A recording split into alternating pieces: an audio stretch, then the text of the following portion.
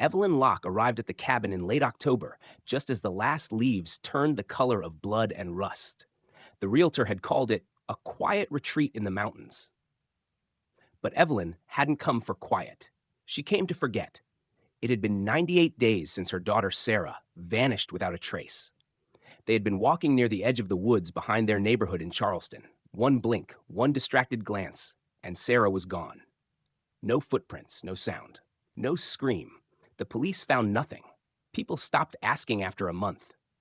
Evelyn kept seeing her daughter's red hoodie in crowds, in reflections, in her sleep. Therapists told her to accept, to release, to move on. So she did, 230 miles north into a stretch of forest the locals called Whisper Hollow. The cabin was old, older than she'd expected. The porch sagged. The windows were clouded with grime. Ivy grew up the chimney like fingers clawing at the roof. But it was cheap, and more importantly, alone. No neighbors for miles. No cell signal, just trees. The first night, Evelyn didn't unpack. She sat on the wooden floor with a single photo of Sarah. She whispered to it, "I'm sorry," then cried herself to sleep. At 2:43 a.m., she woke up to a voice, faint, soft, just outside the window. "Mom." She froze. The air had gone completely still. Not silent, still. No crickets, no wind, no breathing. Evelyn rose slowly, walked to the front door and opened it. Just trees, just fog. But she was sure, absolutely sure, the voice was Sarah's. The next day, she told herself it was a dream, a hallucination, grief playing tricks, but the voice came again. "Mom?" It didn't come from one direction. It came from everywhere at once, like the trees themselves were whispering. She searched the woods, calling Sarah's name again and again. The forest never answered, except at night. On the third evening, Evelyn found something on her porch, a small stuffed rabbit. Dirty, water-stained, Sarah's favorite. It had been in her backpack the day she disappeared. Evelyn picked it up with trembling hands, heart pounding. "How?" she whispered. And the wind, just for a second, whispered back, "You brought her here." She didn't sleep that night. Instead, she sat by the window and watched the tree line. Something was moving there. Not animals, not people, shapes, long, slender shadows weaving between the trees like smoke. They never came close, but they watched. She felt it. The next morning, she drove into the nearest town, a broken-down place called Elbridge, and asked a shopkeeper about the forest. An older man, balding, with cloudy eyes. "That hollow's been whispering long before any of us were born," he said. "You're staying out there alone?" "Just for a while," she replied. "Is there something I should know?" He leaned in close. "Only thing you need to know is this. Don't listen when it sounds familiar." "Familiar?" "It'll sound like your voice, or someone you lost. That hollow don't talk to you. It talks through you. Big difference." Evelyn left the store in silence. That night, she stood outside the cabin with the rabbit in her arms and whispered, "I'm not afraid of you." The forest didn't answer. But the next morning, a single footprint appeared in the mud just outside her bedroom window. Small, child-sized, barefoot, pointed toward the house. Evelyn first noticed it while brushing her teeth. The mirror in the bathroom, old, silvered at the edges, wasn't reflecting anything. Not the sink, not the wall behind her, not her face. It showed nothing. Just smooth, dark glass as if it had gone blind. She blinked, moved side to side, still nothing. She touched the surface. It felt like water. She checked the other mirrors in the house. There were 3 total, one in the hall, one in the bedroom, and the one in the bathroom. All blank, not broken, not cracked, just empty. She held her phone up, switched to selfie mode. Her face appeared normally, but in every mirror, she didn't exist. Later that day, she heard footsteps upstairs, heavy ones, like boots, pacing back and forth, but she hadn't even unpacked yet. The second floor was still empty. She climbed the stairs slowly, holding a flashlight even though it was daytime. At the top, just an old door, sealed with a rusty padlock. Carved into the wood, faint but visible, was a single word, "Return." That night, Evelyn set out a cup of hot cocoa and a peanut butter sandwich on the porch, just like she used to for Sarah after school. She sat and waited. Nothing came. But the next morning, the cup was empty, and a small piece of paper had been tucked under the plate. It read, "Not her, not yet." The handwriting was jagged, like it had been scratched by someone unused to holding a pen, or someone not quite human. She drove back into Elbridge and visited the town's tiny library, Old, dusty, mostly filled with books on gardening and church records. In the back corner, behind a shelf of local obituaries, she found a clipping folder labeled Whisper Hollow, Missing Children. Inside were yellowed newspaper articles, all eerily similar. 1973, Jonah Latham, age 8. 1981, Tamara Bright, age 6. 1995, Leo Franks, age 9. 2007, Sadie Moore, age 10. No remains found. Each case had occurred within a 2-mile radius of her cabin. Each case happened in October. She brought the folder to the librarian, an older woman with a tired smile. "You're not the first to ask about them," the librarian said softly. "What do you mean?" "That place you're staying, it used to belong to a man named Frank Moore, Sadie's father. He lived there alone for 20 years after she disappeared. Swore he heard her calling to him at night." "What happened to him?" Evelyn asked. The woman didn't answer right away. Then she said, "He stopped looking. And then he stopped speaking." That night, Evelyn woke at 3:12 a.m. to the sound of laughter, high-pitched, familiar, Sarah's. She bolted out of bed, grabbed her flashlight, and ran outside. In the fog, just beyond the edge of the porch light, she saw a shape. Small, childlike. It didn't run when she approached. It turned toward her and had no face. Just smooth skin where eyes, nose, and mouth should have been. And from somewhere behind her, she heard her own voice whisper, "We're almost ready." She turned. No one was there. When she looked back toward the shape, it was gone. Inside the cabin, the mirrors had changed. They were no longer blank. But what they reflected wasn't the present. They showed Evelyn crying, holding Sarah's red hoodie, blood staining her hands. Or Evelyn standing in the forest, staring into a hole in the ground, mouth open in silent scream. Or Evelyn, standing at the altar of trees, whispering something over and over. "I'll give you what I carry." She shattered the hallway mirror with a fireplace poker. The glass screamed as it broke, not cracked, screamed. Just once. Low and long, like a breath leaving something very old. Evelyn stood in the middle of the cabin, surrounded by fragments of herself she didn't recognize anymore. "I came here to find her," she said out loud, to no one. And a voice from the mirror shards whispered back, "Then dig." For days after the mirrors screamed, Evelyn didn't speak to anyone. Not that there was anyone to speak to, but the hollow heard her anyway. She began to notice the changes. The animals were gone, no bird song, no squirrels. Even insects seemed to avoid the house. But in their place came silence that breathed, like the trees were holding their breath, waiting. One morning, Evelyn found the photo of Sarah she'd kept by her bed, torn perfectly in half. Only Sarah's side was missing. In its place was a fresh drawing, pinned to the wall with a thorn, crayon on weathered paper. A little girl, clearly Sarah, holding hands with a black, faceless figure under a crooked tree. At the bottom in shaky letters, "She's not alone." Instead of running, Evelyn began to respond. She left things out for the forest. Sarah's old music box, her tiny ballet shoes, a lock of Evelyn's own hair tied in red thread. Each morning, the offering would be gone, and in return, something was always left. A stone with a strange rune. A child's tooth, clean and white. A broken compass that spun wildly when pointed toward the woods.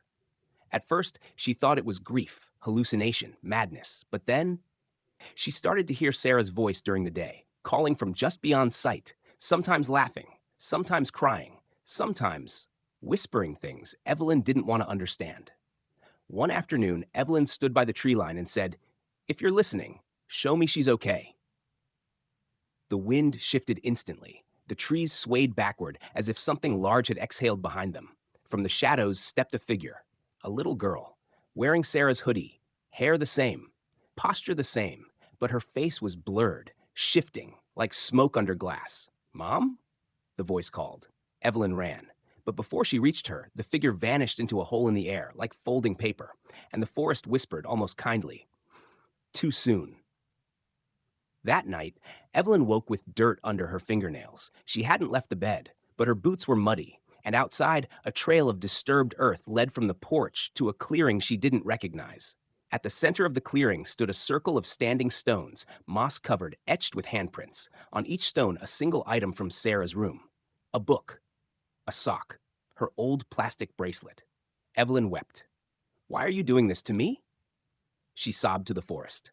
And from behind her, a second voice whispered, We aren't. You brought her here. In the following days, Evelyn began to see movements in the trees, not animals, but tall, thin shadows gliding from branch to branch like ink in water. She tried to record them, but her phone would glitch every time. Static, screeching feedback. And once briefly, a voice on the recording whispered directly into her earphones, "She can't leave if you don't." She visited the padlocked attic. This time, the lock was gone. Inside, everything was covered in dust, except for a single item, a small hand-carved wooden box. No latch, no hinges, just a lid and a burned symbol on top. An eye surrounded by roots. She opened it. Inside was a tooth. Not Sarah's, her own. She touched it, and for the briefest moment, the cabin shivered. Not shook, shivered, like a living thing suppressing a scream.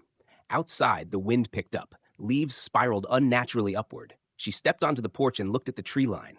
There, among the trunks, dozens of faces were watching.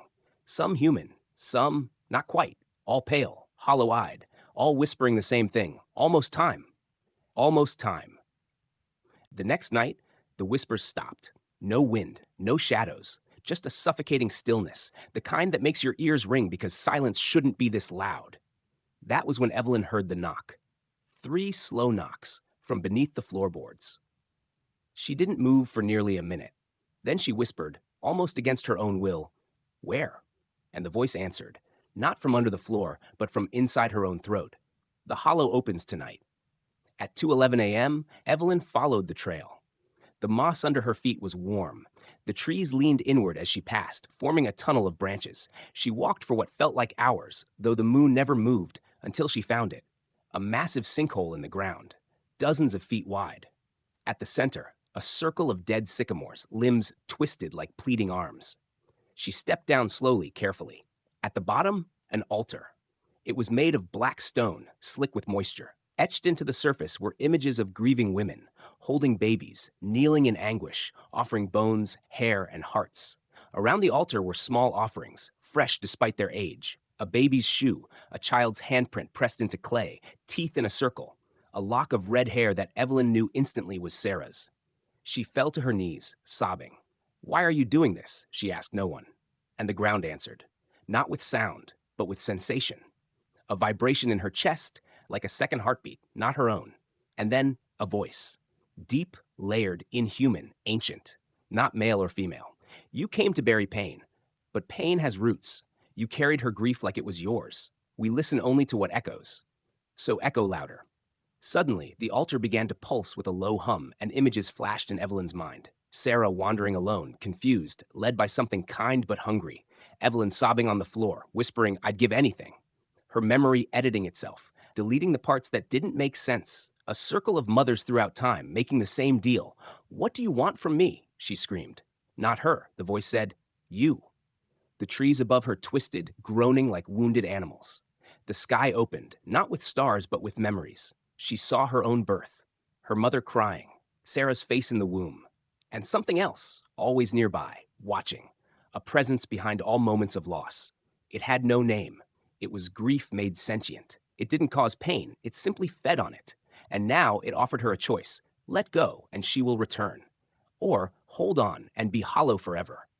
Evelyn looked down at the altar, at the hair, at her own hands, now flickering, translucent.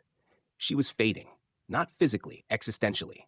Her identity was bleeding into the ground. She whispered, "If I give her back, will she remember me?" A pause. Then the voice, quieter, almost pitying, said, "Only when it rains." The sinkhole began to close around her. She reached out, touched the altar, and for one terrible moment, she heard every mother who had ever made the same choice. They were still there, not dead, not alive, just held inside the roots, waiting, singing lullabies to daughters who would never age. Evelyn closed her eyes and whispered, "Then take it." The ground opened inside her.